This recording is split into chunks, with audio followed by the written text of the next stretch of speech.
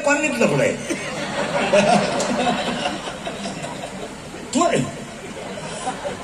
तोय राहिला ह्याच गावात आहे, ती राहिला ह्याच गावात आहे, आणि ती पडली त्याच्या प्रेमात आणि तो पडलाय तिच्या प्रेमात. लगेच केलं बरं का, पडलाय. आता त्याच्या प्रियसीचं नाव तुम्हाला माहितच नाही, मी सांगितलं तरच कळत. आता त्या पाटलाचं नाव काय? मान. आणि मान ज्याच्या प्रेमात पडलंय जिच्या, तिच्या प्रेमाचं नाव, प्रियसीचं नाव आहे इच्छा. डोकं घालावं का आता? मन आणि इच्छा. ती म्हणती माळ घाल, हा म्हणतो होऊन जाऊ दे नको. ती म्हणती अभ्यास कर, हा म्हणतो टाइम टेबल येऊ दे. ती म्हणती नीट वाग, हा म्हणतो होऊन जाऊ दे. सांगू तुम्हाला, या दोघांच्या भांडणात शरीराचं वाटोळं झालं. मन आणि इच्छा.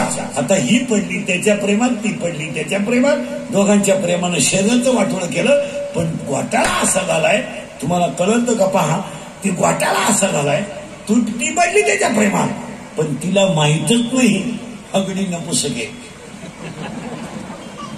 खाजवा डोका. आता कोण? मन. आता पटापटा बोला. तिचा प्रियकर नपुसक आहे, तिला बाळ होईल का? हा किंवा नाही? नाही. आता पुढचा प्रश्न उत्तरच आहे, तिला बाळ होणार नाही का? बसणे बिजने टाळ करी बिन करी येणे करी विने करी, उत्तर द्या. तिला बाळ होणार नाही का? तिला काम नाही? 5 मिनिटं घ्या, अजून 5 घ्या. प्रश्न इतका सोपा आहे. तिचं नाव इच्छा आहे, प्रियकराचं नाव मन आहे, तो तिच्या प्रेमात पडलाय, तो नपुसक आहे, तिला बाळ होणार नाहीये. मग माझा प्रश्न असा आहे, तिला बाळ होणार नाही का? तिला काम नाही?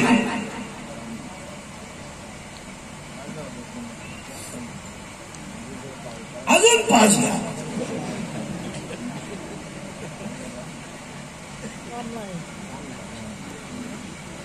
अजून 5 मिनिटं घ्या. आता मी सांगतो तुम्हाला सुधारायलाच काही. आपलं कीर्तन नाही बारीक ऐकावं लागतं, एक वाक्य ऐकायचं फापालं तरी कीर्तन समजत नाही. मन हे नपुसक आहे, इच्छेला बाळ होणार नाही का? हा प्रश्न मी तुम्हाला विचारलाय. तिला बाळ होणार नाही असा प्रश्न नाहीये.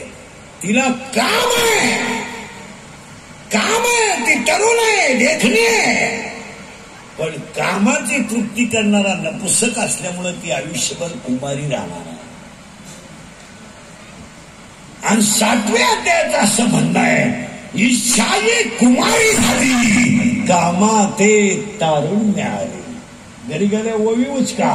इच्छा ही कुमारी आहे, तरुण आहे, वयात आली, पण तिची काम तृप्ती करणारा नपुसक असल्यामुळं तिला बाळ होणार नाही. इथपर्यंत फिट झालं का तुम्हाला? आता बाळ न झाल्यामुळं ती कुमारी करायची, म्हणजे तिला बाळ होण्याचा प्रश्न सुधरत आहे काही नाही. आता तिला बाळ होणार नाही. आता सगळ्या मुली उत्तर द्या. तिला तिच्या प्रियकराकडून यश आलं का धोका बसला? करेक्ट, धोका बसला. मग आता सगळ्या मुली उत्तर द्या. तुम्हाला जर एखाद्या मुलाने धोका दिला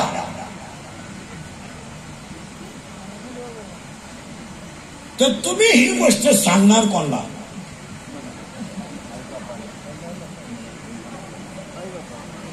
करेक्ट. पोरं धोका देत नाही, पोरं कधीच धोका देत नाही, कधीच. पोरग कधी धोकाच देत नाही. का देत नाही? मिळतच नाही तर देईल कोण?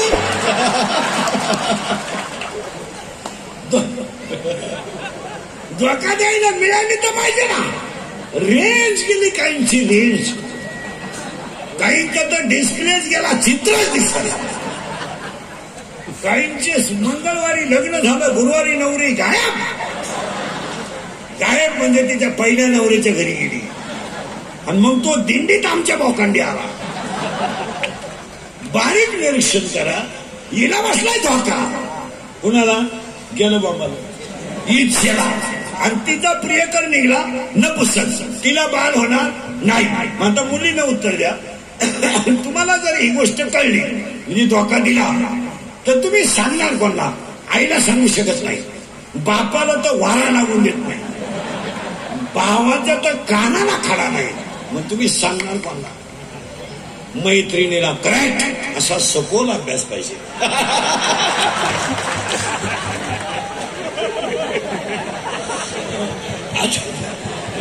आता तुम्ही सगळी गोष्ट सांगणार कोणला? मैत्रिणीला. आणि ही गेली मैत्रिणीला सांगायला, बाई त्याने मला मेसेज टाकला, मी त्याला हाय केलं, त्याने मला रस प्यायला नेलं, मी 9 ग्लास उसाचा रस प्यायला, कारण मी जर्शी होते. मागून मला कळलं त्याच्याकडे पैसे नाही, मग त्याने घड्याळ गाण टाकलं, मला रस पाजला. मग मी अंदाज केला, माझ्या प्रेमासाठी जो घड्याळ गाण टाकू शकतो तो माझ्या शब्दावर त्याच्या आईबापाला उचलून आपटू शकतो, असा अंदाज मला आला. आणि मग मी त्याच्या प्रेमात पडले, मग पडून गेलो.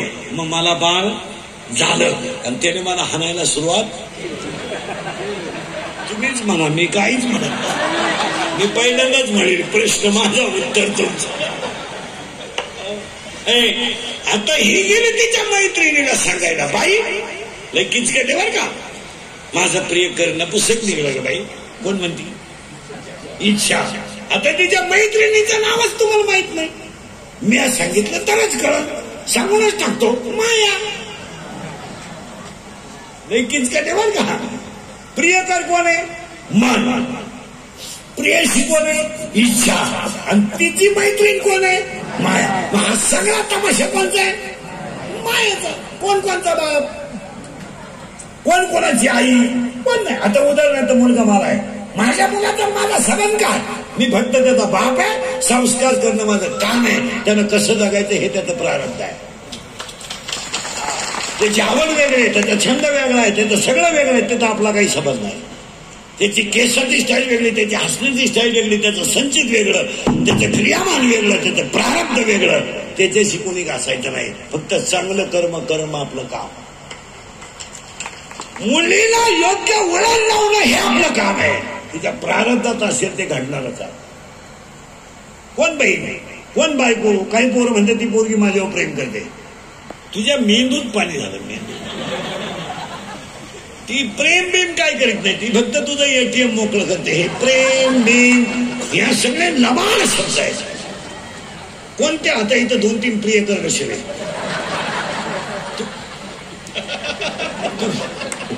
तुमचं हॉटेलचं बिल कधी प्रियशील दिलं का? देणारच नाही. तुम्ही बधीर असल्यामुळं खर्च केल्याशिवाय. अरे हे प्रेम बिम ह्या जगात काहीच नाही. Only love is a money and money is a love, money is a life and life is a money. No money no love in the world. Underline this sentence and not take down. या जगात फक्त पैसा म्हणजे प्रेम आणि प्रेम म्हणजे पैसा. मान्य आहे का? बोला. No money no love. मित्राने मित्राला सांगितलं माझं सोमवारी लव्ह मॅरेज आहे. याने सांगितलं कुणाशी? त्याने सांगितलं she is my college friend. ती माझ्यावर कळलं होती. म्हणला 1 मिनिट मी तिच्याशिवाय विरह सहन करू शकत नाही. इसी के बिना मैं पल भर भी जी नहीं सकता. अगर वो ना मिली तो मैं रेल्वे के नीचे शो. अशी त्यांची काय भाषा आहे ते तुमचं तुम्ही पहा. मित्रानं सांगितलं मी काही सोमवारी लग्नाला येत नाही, पण मंगळवारी आशीर्वाद द्यायला येतो. हा मंगळवारी फोटो बिटो घेऊन गेला आशीर्वाद द्यायला. ज्याचं सोमवारी लग्न होतं ते असं ताडीला हात लावून बसलो. हा गेला, त्याला म्हणला व्हाय आर बिकम नर्वस. याने सांगितलं कॉम्प्लिकेटेड केस. याने सांगितलं होते का प्रॉब्लेम.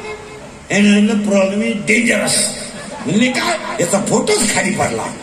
त्याने सांगितलं काय काय नाही. म्हणला 3 तास शक्ती घेतली, हायवेच्या कडेला गप्पा आणल्या, स्कूटीवर फिरायला गेलो आणि तिने मला कोर्टाच्या पायरीवर नेताना विचारलं तुमच्या नावे पैसे किती आहेत. म्हणजे तिने प्रेम केलं पैशावर. हा म्हणला 25,000 रुपये. पोरगी काल थांबत मारायला. पोरगी गेली निघून. 25,000 पोरगी गेली निघून.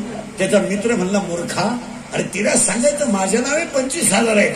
पण माझ्या चुलत्याच्या नावे 5 लाख आहेत आणि त्याला काही पोरग नाहीये. ती मलाच मिळणार आहे. हा म्हणला हे सांगितलं मी तिला, ती माझ्या चुलत्या संगच गेली, मी तुझी वाट पाहत.